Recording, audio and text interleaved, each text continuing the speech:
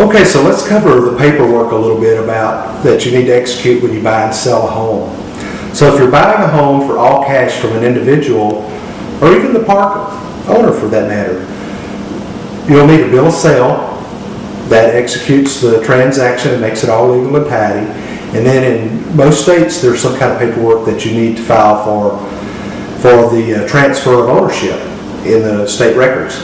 So I'll use Texas for an example, since that's where I'm from.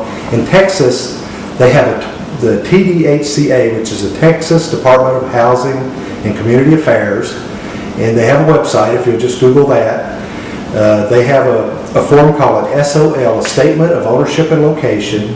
It's a really simple form. You can fill that in and send in $55, and it'll transfer the home from their name to your name.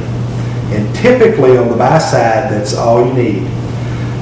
On the sell side, you'll need again a bill of sale, and since you're going to be owner financing, if you choose to do that, you'll have a promissory note.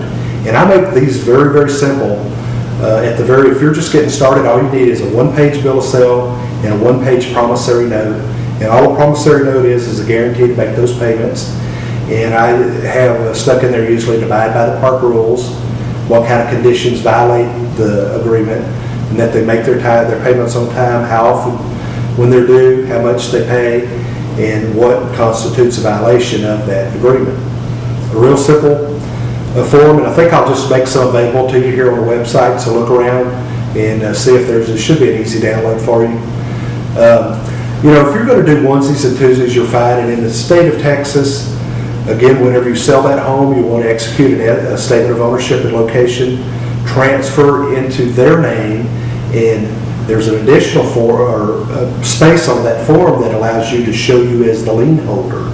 So now, even though the home is transferred in their name, you're protected as a lien holder, and typically that home cannot be resold until that debt is cured, unless, of course, you give the blessing for someone else to assume that financing. So the paperwork is generally pretty simple.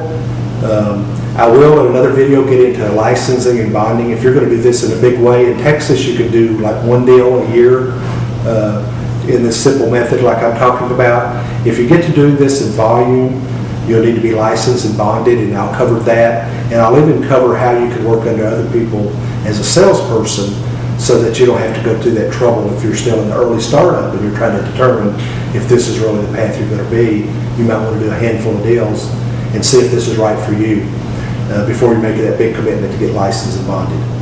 So I hope this helps. The paperwork is really simple. When you do your first deal, don't let that hold you back. A one-page bill of sale and a one-page promissory note is all you really need.